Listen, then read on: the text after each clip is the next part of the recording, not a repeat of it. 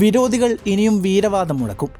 ഇഷ്ട ടീമുകൾ നഷ്ടപ്പെട്ടതിന്റെ നിരാശ മുഴുവൻ മെസ്സിപ്പടയിലേക്ക് ചാർത്തിയെന്നും വരും. ഈജിപ്ഷ്യൻ ഫറോവമാർക്കെതിരെ നീളുന്ന 79 മിനിറ്റിൽ തോൽവിയുടെ നീരസം മെസ്സിയും കൂട്ടരും കുടിച്ചതാണ്. അവിടെ മുതൽ പിന്നീടങ്ങോട്ട് കണ്ടതായിരുന്നു പരിഹാസങ്ങൾക്ക് വിശ്വസിക്കാനാകാത്ത മിറാക്കിൾ. അതിൻ്റെ വിവാദങ്ങൾ ഇപ്പോഴും പുകഞ്ഞു കിടപ്പാണ്. 79 മിനിറ്റ് വരെ ആഹ്ലാദിച്ച് അർജന്റീനയുടെ തോൽവിയെക്കുറിച്ചോർത്ത് സന്തോഷം കൊണ്ട എതിർ ആരാധകർക്ക് റൊമേറോയുടെ ആദ്യ ഗോളിലാണ് ലോകകപ്പ് നടത്തിപ്പുകാർ ഫിഫയാണെന്ന ബോധം വന്നത്.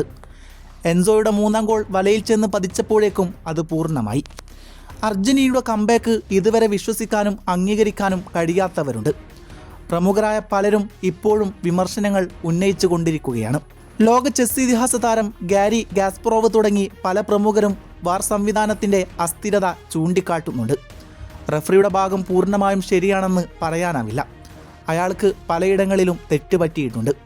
പക്ഷേ ഈജിപ്തിന് മാത്രം ലഭിക്കേണ്ടതാണെന്ന് ഉയർത്തിപ്പിടിക്കുമ്പോൾ കാണാതെ പോകരുത് അർജന്റീനയ്ക്ക് ലഭിക്കേണ്ടിയിരുന്ന പല ഫൗളുകൾ. വിമർശനങ്ങളും പരിഹാസങ്ങളും ഇനിയും അങ്ങ് ഉയർന്നുകൊണ്ടിരിക്കും. കാരണം ഇത് അർജന്റീനയാണ്. അവരെ നയിക്കുന്നത് ലയണൽ മെസ്സിയാണ്. വിജയിച്ചാൽ അവർ ഫിഫ ബോയ് എന്ന് പറയും. പരാജയപ്പെട്ട് തലതാഴ്ത്തി മടങ്ങിയാൽ മെസ്സി എന്നും പറയും. വിജയത്തെ അംഗീകരിക്കാൻ പഠിക്കുക. മെസ്സിക്ക് ആ ഫോളിയടിക്കാൻ പന്തിനെ പാകപ്പെടുത്തിയത് ഫിഫയല്ലെന്നോർക്കുക. ലോകകപ്പ് പുരോഗമിക്കുകയാണ്. മത്സരത്തിൻ്റെ ചൂടേറുകയാണ്. പ്രീ ക്വാർട്ടറിന് കളമൊരുങ്ങുമ്പോൾ അർജന്റീനയ്ക്ക് എതിരാളികൾ സ്വിറ്റ്സർലാൻഡാണ്. പേപ്പറിൽ മുൻതൂക്കം മെസ്സിപ്പടയാണെന്നതിൽ സംശയമൊന്നുമില്ല. തുടക്കത്തിൽ അർജന്റീന കോട്ടകൾ പിളർന്നാലും വിരോധികൾ ഇനി ചാടിക്കളിക്കില്ലെന്ന് ഉറപ്പ് തന്നെയാണ്. ഏതു നേരവും അർജന്റീനയിൽ നിന്നും എന്തും പ്രതീക്ഷിക്കാമെന്ന് ഈജിപ്തിനെതിരെ ബോധ്യപ്പെട്ടു കഴിഞ്ഞു. മെസ്സിയെ തളച്ചിടുക എന്നത് തന്നെയാണ് പ്രധാന കടമ്പ. പ്രായം 39ന്റെ നിറവിൽ എത്തി നിൽക്കുമ്പോഴും അയാളെ കീഴ്പ്പെടുത്താൻ പലരും ശ്രമിച്ചതാണ്. പക്ഷേ നടന്നില്ലായിരുന്നു. അർജന്റീനയുടെ ഇതുവരെയുള്ള എല്ലാ മത്സരങ്ങളിലും ലയണൽ മെസ്സി ഗോൾ നേടിയിട്ടുണ്ട്. അൾജീരിയക്കെതിരെ ഹാട്രിക് നേടിയായിരുന്നു അയാളുടെ തുടക്കം. പിന്നാലെ ഓസ്ട്രിയക്കെതിരെ ഡബിൾ അടിച്ചു. ജോർദാനെതിരെയുള്ള മത്സരത്തിൽ പകരക്കാരൻ്റെ ബെഞ്ചിലായിരുന്നു ലിയോക്ക് സ്ഥാനം. ഗോളടിക്കാൻ ചുരുക്കം ചില സമയങ്ങൾ മതി എന്നയാൾ ആ മത്സരത്തിൽ തെളിയിക്കുന്നുണ്ട്.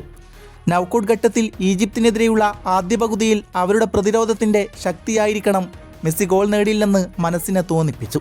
പക്ഷേ 87ാം മിനിറ്റിൽ മെസ്സി നെഞ്ചത്ത് കൈവച്ച് ആകാശത്തേക്ക് കൈ ഉയർത്തി.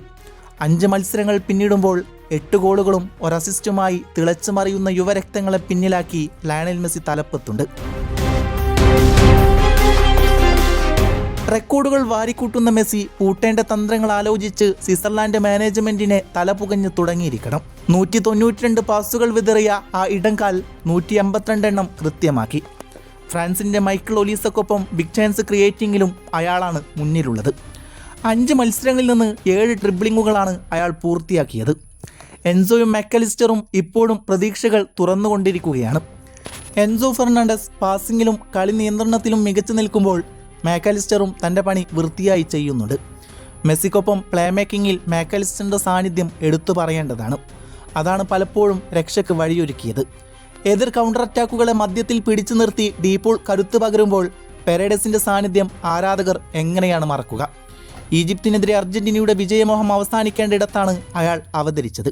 അർജന്റീനയുടെ പ്രകടനത്തെക്കുറിച്ച് സംസാരിക്കുമ്പോൾ പ്രതിരോധ നിര ഇനിയും ശക്തമായി നിലകൊള്ളേണ്ടതുണ്ട്.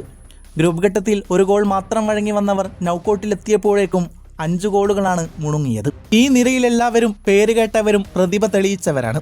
പക്ഷേ എവിടെയൊക്കെയോ പോരായ്മകൾ സംഭവിക്കുന്നു. ഒരുപക്ഷെ സ്വിറ്റ്സർലാൻഡ് കടന്നാൽ എതിരിടേണ്ടത് ഇംഗ്ലണ്ടിനെയാവാം. ഈ പഴുതടിച്ചില്ലെങ്കിൽ 8ന്റെ പണി കിട്ടുമെന്നുറപ്പാണ്. ബോസ്നിയയും ഖത്തറും കാനഡയും അടങ്ങുന്ന ഗ്രൂപ്പ് ബിയിലായിരുന്നു സ്വിറ്റ്സർലാൻഡ്. അവരുടെ 13ാമത്തെ ലോകകപ്പാണിത്. ആദ്യ മത്സരം ഖത്തറിനെതിരെ സമനിലയിൽ കലാശിച്ചെങ്കിലും പിന്നീടുള്ള തങ്ങളുടെ ലക്ഷ്യം പ്രാവർത്തികമാക്കാൻ അവർ മറന്നില്ലായിരുന്നു. ബോസ്നിയൻ കോട്ട തകർത്ത് 4 ഗോളുകൾക്കാണ് അവരെ പരാജയപ്പെടുത്തിയത്.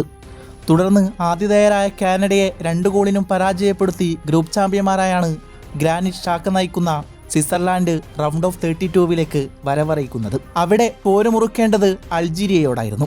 പക്ഷേ തളർന്നില്ലായിരുന്നു. 2 ഗോളുകൾക്ക് ജയിച്ചു കയറി. എന്നാൽ പ്രീ ക്വാർട്ടറിൽ എതിരാളികൾ ലാറ്റിൻ അമേരിക്കൻ വമ്പന്മാരായ കൊളംബിയയാണ്. നിശ്ചിത സമയത്തും അധിക സമയത്തും സമനില പാലിച്ചതിനാൽ മത്സരം പെനാൽറ്റിയിലേക്ക്.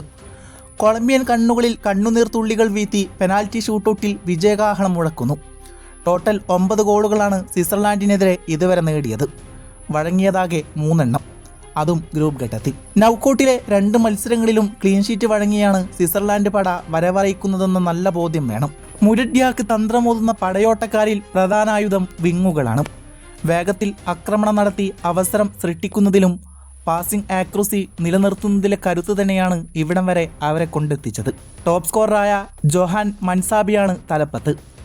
4 ഗോളുകളാണ് താരത്തിൻ്റെ സംഭാവന. എടുത്തു പറയേണ്ടത് ഗോൾ കീപ്പർ കോബലാണ്. കൊളംബിയക്കെതിരെയുള്ള മത്സരം തന്നെ അയാളുടെ കളിമികവിൻ്റെ ഉദാഹരണമായിരുന്നു. 120 മിനിറ്റ് പിന്നിട്ട മത്സരത്തിൽ 3 സേവുകളാണ് താരം നടത്തിയത്. കൊളംബിയൻ പ്രഹരങ്ങൾക്ക് മുമ്പിൽ കാവലാളായി അയാൾ അവതരിച്ചു. പെനാൽറ്റി ഷൂട്ടൗട്ടിൽ ക്യൂച്ചോ ഹെർണാണ്ടസിൻ്റെ ഷോട്ട് തടുത്തിട്ട് മത്സരത്തിലെ മാൻ ഓഫ് ദ മാച്ച് ആവുകയും ചെയ്തു. നെയ്മറും റൊണാൾഡോയുമെല്ലാം ആദ്യമേ നടന്നു നീങ്ങി. മൈതാനത്തിൻ്റെ 4 അതിരുകൾക്കുള്ളിൽ വിസ്മയ നടമാടിയവരിൽ ഇനി ലിയോ മാത്രമാണ് ബാക്കി. മൂവരുടെയും അവസാന ലോകകപ്പാണെന്നതിൽ ഏറെക്കുറെ ഉറപ്പായിരുന്നു. അതിനാൽ ഒരു കളിക്കമ്പക്കാരൻ്റെ ഭാഗ്യം വന്നപ്പോൾ ലിയോ മൈതാനത്ത് അവശേഷിക്കുമ്പോൾ ആ ഇടംകാലിൽ നിന്ന് വിരിയുന്ന ഓരോ പാസും ഓരോ ട്രിബ്ലിങ്ങും ഗോൾഡൻ ഭേദ്യങ്ങളും മനസ്സുറച്ച് ആസ്വദിക്കാൻ നിങ്ങൾ ശ്രമിച്ചുകൊള്ളുക.